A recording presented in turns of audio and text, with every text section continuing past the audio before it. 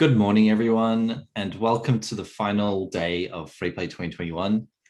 My name is Chad Toprak. I'm the director of Freeplay, and I'd like to begin by acknowledging that Freeplay hosts and broadcasts from the lands of the Wurundjeri and Boonwurrung people of the Kulin Nation, where stories have been shared and games have been played since time immemorial. We pay our respects to elders past and present, and to anyone watching who has a connection to the world's oldest living culture. Sovereignty was never ceded, and the violence of the colonial project is ongoing. So this is the first session of the day. The session is titled The Importance of Hobbies. And joining us today is Louise Doherty. Amy is an experienced writer, director, VR developer, and founder of creative studio Arch Rebels, a winner of Screen West's Interactive Pilot Fund and the Trailblazer Award from the Department of Jobs, Tourism, Science and Innovation in 2019. Amy is currently developing Ghost Cam, a spooky VR experience. Her narrative work has been featured internationally in the UK and in Canada on TV shows, short films, film and art festivals, theatre, and as a curator for TEDx. Please make Amy feel welcome, and I'll hand it over to her.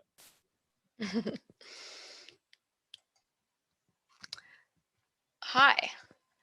So let's talk about why hobbies are important if you're developing games. Now, I know it can seem contrary to highlight how doing stuff outside of games can help create them, but your hobbies and interests can elevate how you develop games. I mean, do you want to upskill how you learn? Do you want to be resourceful? Do you want to network feeling relaxed? Do you want to be inspired? Do you want more creative insights? Do you want to have richer world building? And do you want help managing scope? I know I do. And do you want to meet your ultimate project goal? I know I want all these, and I've improved my skills and gained valuable perspectives that have and are helping me develop my virtual reality project Ghost Cam, partly through my hobbies and interests. And a few years ago, I really needed it.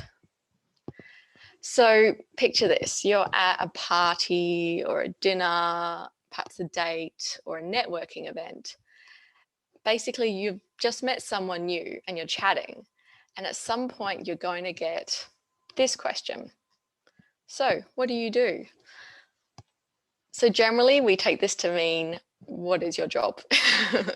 Now, for creatives, for indie devs, this is quite a question. Maybe you have your dream job, in which, congrats, that's awesome. Perhaps you have a day job that you like, maybe one you just tolerate, or a few, or maybe just rather not talk about it. It can feel like you're being categorized, that a job you say, but it doesn't necessarily represent you. Many of us have a creative project or multiple projects on the go. Maybe they're bringing in an income, maybe some money, maybe purely passion. Do you mention that? Because the person asking is just trying to connect, to know what to talk about. And sometimes just if you're someone they want to talk with. It can feel like your life is being reduced to what you do for money. Around 5 years ago, I was in this situation. I just come back from Canada, where I went to film school, where I worked for a few TV shows in the writer's room, where I was making short films. And then I was back in Perth looking for work, unmoored. What do? I didn't know what to say. The person asking wasn't expecting a minor existential crisis, I'm sure. Not only that, but when I thought about what I did, like during the day or during the week, I realized I'd given up like a lot of hobbies. Sure, I was writing, I was polishing scripts for other people as well, but writing was more of a calling or work. I exercised, watched TV, saw friends, all pretty ordinary stuff. And living overseas, I told myself, I don't have time for hobbies. I'm busy. I had multiple jobs, passion projects, social life. Then moving back, not enough money. It felt indulgent. So I didn't do hobbies. I didn't invest in my hobbies. And I really wasn't properly investing in myself. So what has this got to do with making games? Well, flash forward to now, when someone asks, what do? I say I develop a room scale virtual reality experience where you look for ghosts called Ghost Cam with a small team of talented people, which will be released this year. I also won funding to create that and founded a creative studio. Here's a quick look at Ghost Cam. That's one of the videos in it.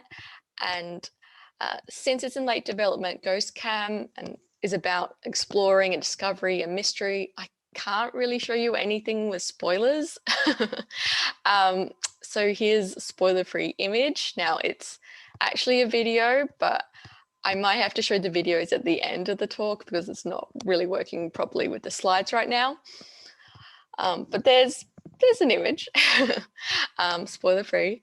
So now when someone asks, what do? I can say I work in VR, and clearly since I can't give away too many of its secrets, I can mention I also just went to my flamenco teacher's show, which I actually did last night, or that I was rehearsing for a dance performance, or just finishing my book for book club, or catching up for my weekly Bachelor TV viewing party, where I organized the fantasy league. And yes, it's deeply silly, but it's an escape. And also my draft picks have never won.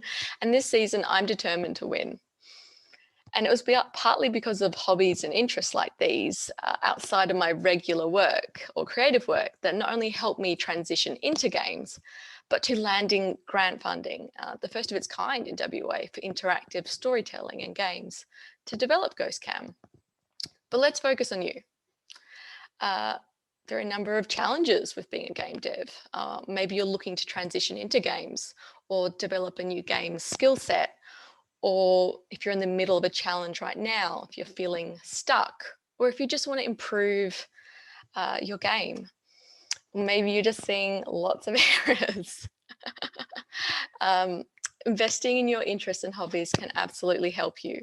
The skills, resources, experiences, and perspective we gain from our interests enrich our work and how we do it.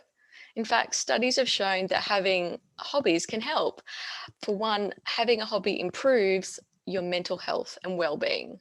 In a recent survey on stress and well-being by the Australian Psychological Society, 4 in 5 participants found activities like listening to music and spending time on a hobby moderately or highly effective in managing stress.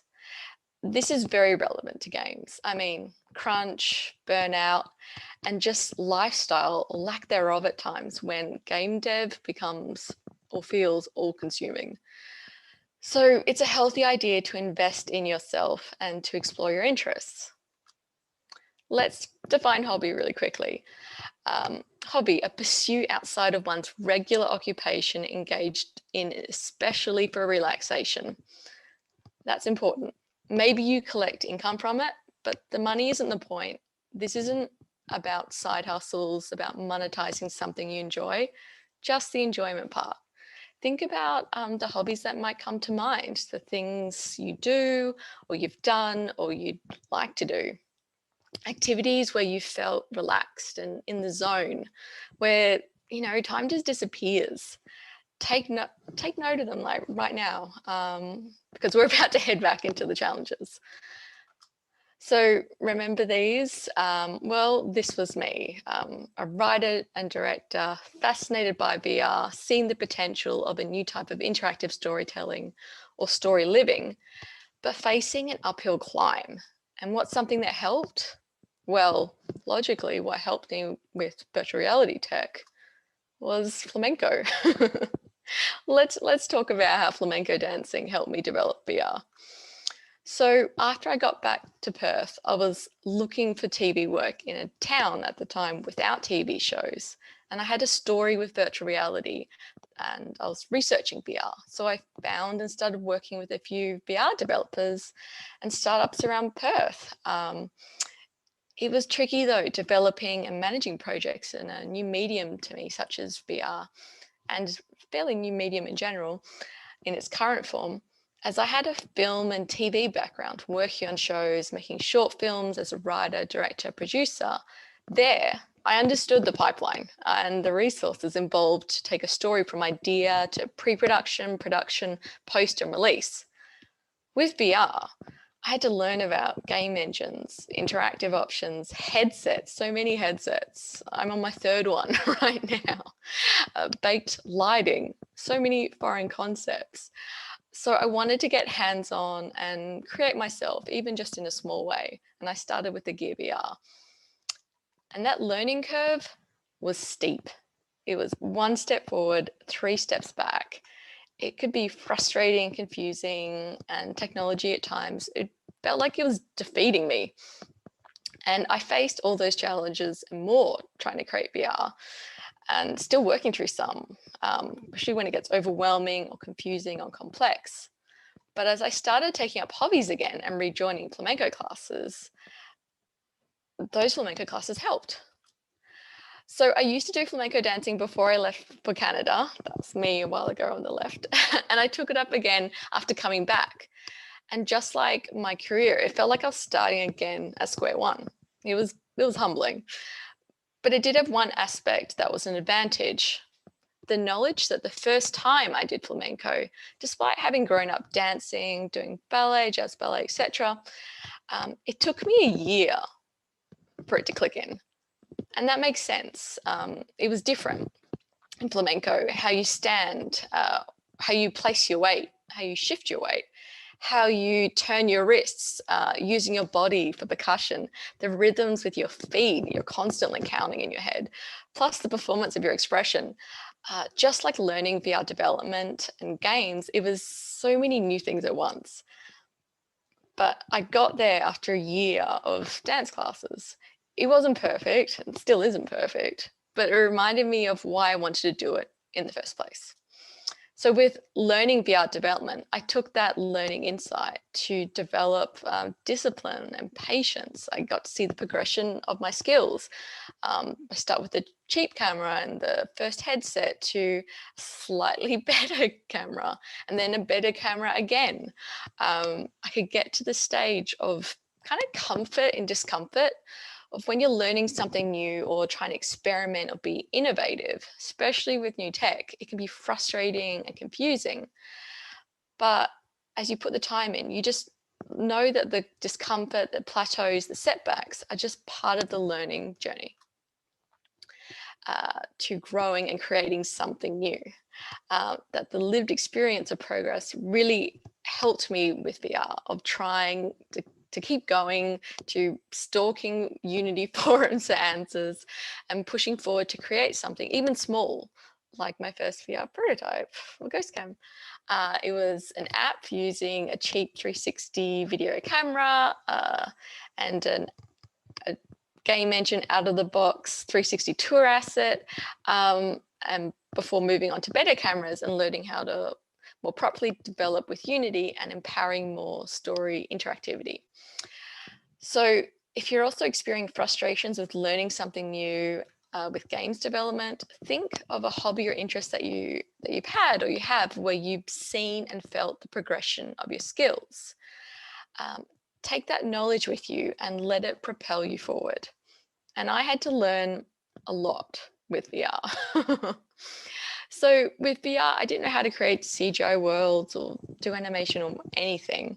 As I said, I had a film school background. So I started with 360 video, but I wasn't like a camera person. I hadn't used cameras that much, let alone 360 cameras with multiple lenses, and I needed some help. And this is where a fortuitous photography workshop came about. So while I was traveling, a rare photography workshop with artists I admired came up in the location where I was going to be. And in fact, this was the first workshop they ever did together. And I thought, oh, this is cool. This is rare. This is an opportunity. This is a sign. But I'm not a photographer, but I want to get better at using my 360 camera and composition. So I brought it along and learned about artistic processes, about preparation, concept development, and taking a chance while being surrounded by professionals, artists, a few hobbyists. And it just made me take shooting and what I wanted to create more seriously. It gave me permission to really go for it in a supportive environment. Those are a couple of 360 images I took of during the workshop and after. And I got to take part in an international exhibition, which directly led to deciding on a VR concept after lots of experimenting. So this is the origin of Ghost Cam, where I created a 360 video piece exploring pop culture depictions of female ghosts. You know, they're often glamorous and all sexy and scary, and it made me wonder where the bored, ordinary female ghosts were. And talking of ghosts, let's go back in time for a second. So as a kid, I was obsessed with ghosts and the supernatural. That was one of my main interests. Spirits, orbs, ectoplasm, seances, witches. I read and watched whatever I could. I mean, the X-Files felt like a revelation. The truth was out there on TV. And thinking about the different kinds of ghosts led me to understand VR and XR. So when I was trying different VR experiences, I noticed something. So a few years ago, there was a VR experience called Henry, where VR headset takes you inside the home of a cute hedgehog on his birthday. It's narrated by Elijah Wood, developed with the former creative talent behind Brave and Toy Story 3, so very successful Pixar people. And I realized they didn't define who you were in that space, which can also determine what you can do. Are you just watching in this environment? Can you move around? Can you touch things? Can you pick up a glass? Can you physically interact with people or creatures? Can you talk with the characters? And they realized that too after a while, that they hadn't defined who you were. But, you know, don't feel too bad for them. Henry is an Emmy-winning VR film. Well, what's interesting is that this spectrum of passive to active for interactive stories and tech is already explored with ghosts.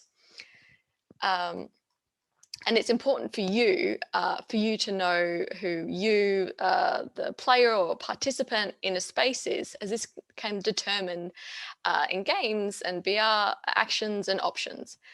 Even if they aren't told their label, it's helpful for you, the creator, to know. So in a game or interactive space, are you a silent, watchful ghost? Invisible? Are you a spirit? You can knock over things. Are you a poltergeist making noise? Can others see you? Can they interact with you? This insight led me to develop the first Ghost Cam prototype, with the idea that you were looking for ghosts, hoping to catch them on camera. Even the kind of ghostified yourself so you could go into their habitat. And it was designed with a point and click style gaze direction from your headset, which was Oculus Go at the time. So your interaction was wherever you looked, where you held your gaze long enough for the next scene or pop-up info sprite to load. But to create this better interactive framework, I needed help. And finding collaborators can be hard. This is where groups and clubs can help you, like my book club that I'm a part of. So with our book club, we've read several books, genre classics, and we have a good time chatting. And once I had this intense interview, and then having book club after was such a stress reliever, and it took the pressure off, and just knowing that I had a full life. And I consider them my friends in book club, but I've never met any of them in real life. In fact, only one member lives in the same state as me. And book club actually happened through Twitter and reaching out to strangers.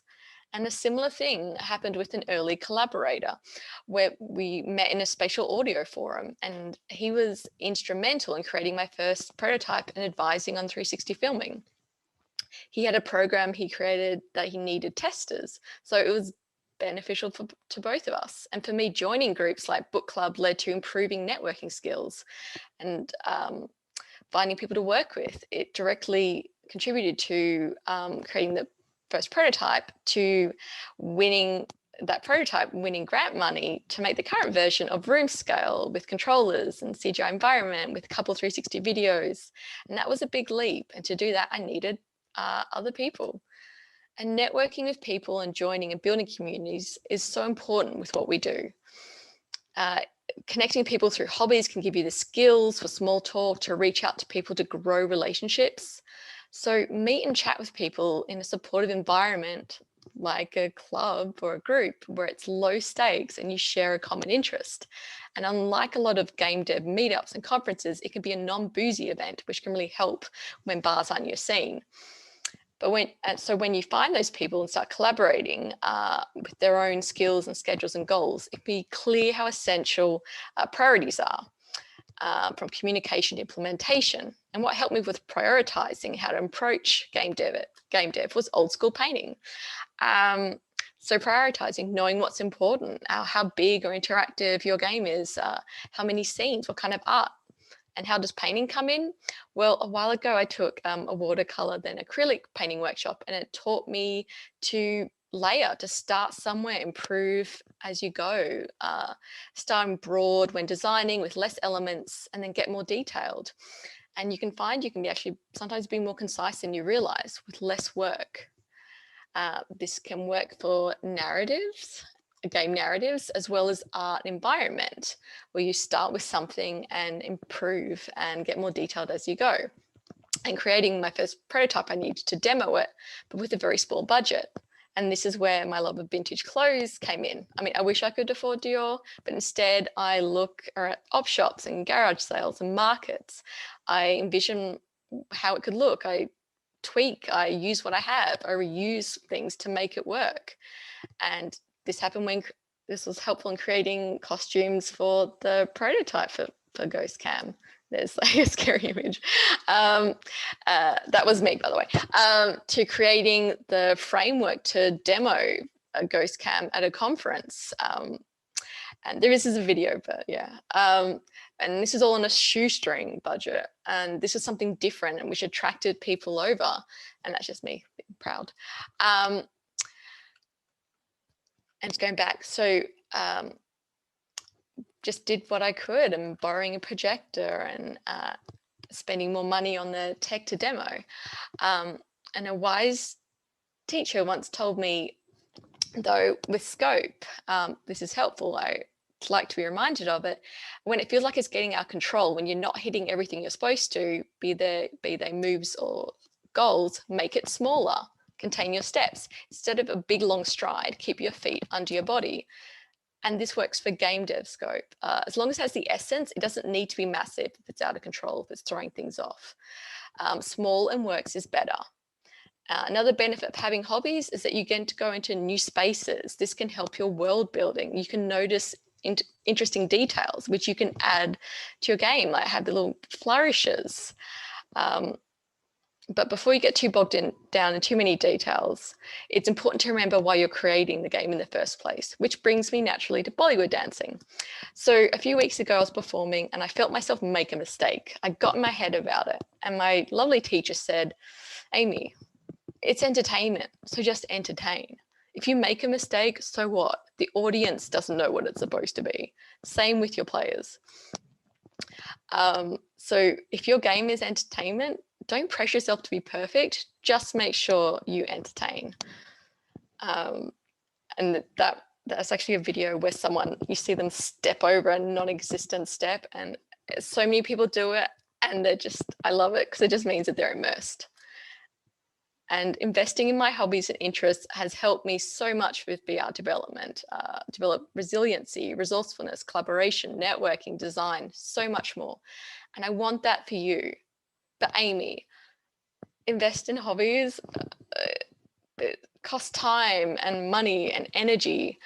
Well, attend what you can, be clear about your commitments, make time for the things that matter to you and that give your life some balance, to make it affordable. Look locally, find groups, volunteer, look online.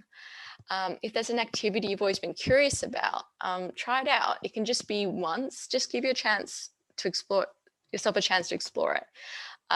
Or if you have a hobby interest you wish you could get better at, spend more time on, just try giving it a little more focus. Practice during the week, get better shoes, even if they're secondhand, or attend a social event connected with the community that you've never gone to.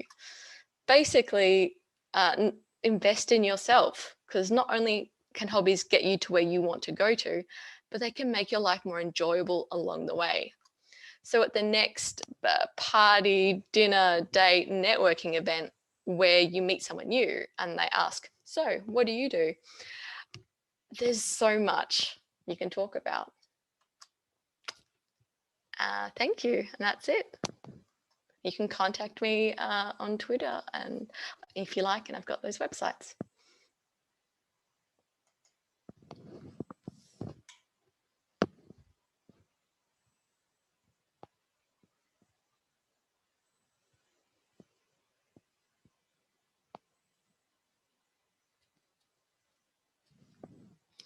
That's the end.